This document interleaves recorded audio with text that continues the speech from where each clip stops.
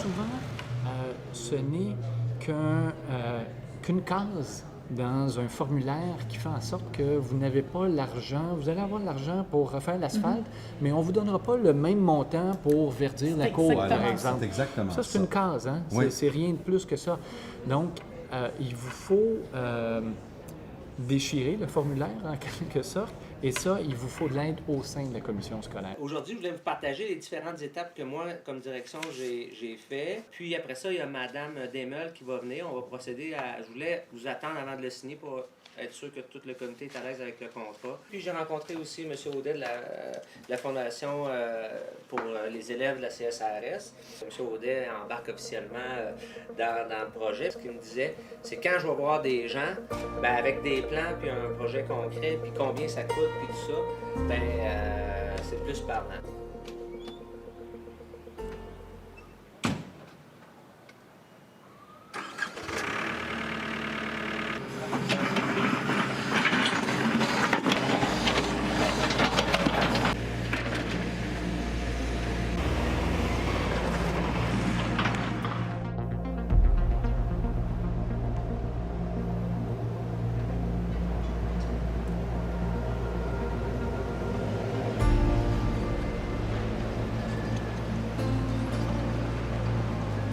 Il y a deux écoles de pensée. Tu as des directions d'école qui disent non ou des profs d'éduc, non, j'ai besoin, là, j'ai tellement pas d'espace, j'ai besoin de pavage pour pouvoir faire mes cours d'éduc parce que j'ai pas de gymnase ou très peu de gymnase. Une réalité, là, souvent, c'est le financement des écoles, qu'ils n'ont pas de budget pour l'entretien. S'ils mettent du budget dans l'entretien, mais c'est une coupure au service aux élèves. Fait que, tu sais, dans le fond, donc, si les gens veulent une belle cour, bien, qu'ils se l'approprient. Le gros nerf de la guerre, présentement, peu importe qu'on est dans le végétal ou dans le construit ou dans l'acheté ou dans le peu importe, c'est l'entretien.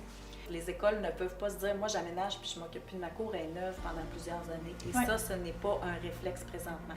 Donc, c'est là que ça devient important de se dire, si je suis pas capable d'avoir quelqu'un qui va y aller parce qu'il y a une vis de dévisser ou parce que j'ai un élément qui, oups, il y a une chip de peinture qui a été faite dessus. Puis, fait que ça fait en sorte qu'on a une dégradation accélérée des équipements, là, dans ce cas-ci de l'aire de jeu, mais que c'est la même chose au niveau de l'asphalte, au niveau de la surface de protection.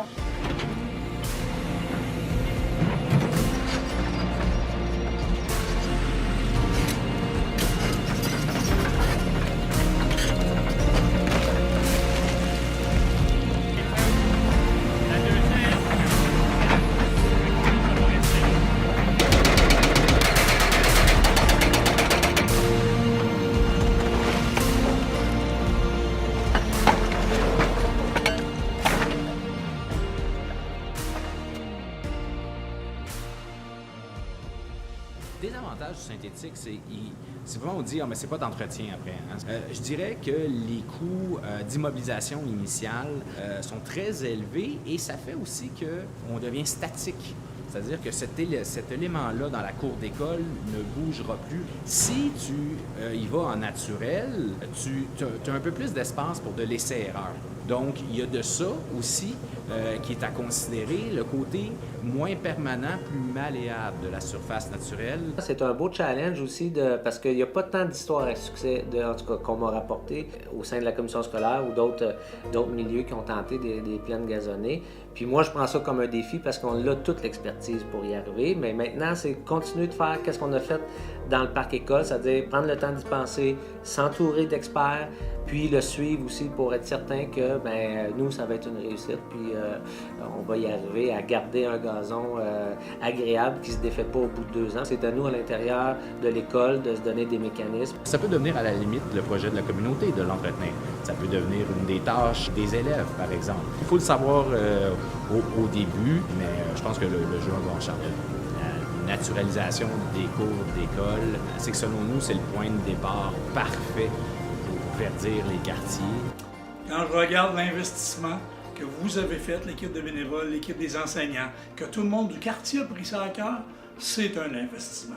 C'est pas $1 million qui a été mis, c'est à la valeur de 2 millions de dollars parce que l'investissement humain que toute l'équipe a donné, moi j'ai assisté à des réunions avec vous autres, je vous ai vu travailler, vous avez vu à des heures de fou travailler ici, les fins de semaine, je pense que c'est pas une dépense, c'est définitivement un investissement. J'ai vu que c'était plus qu'un projet de quartier, ça devenait un projet de société. C'est pour ça qu'on a décidé d'embarquer.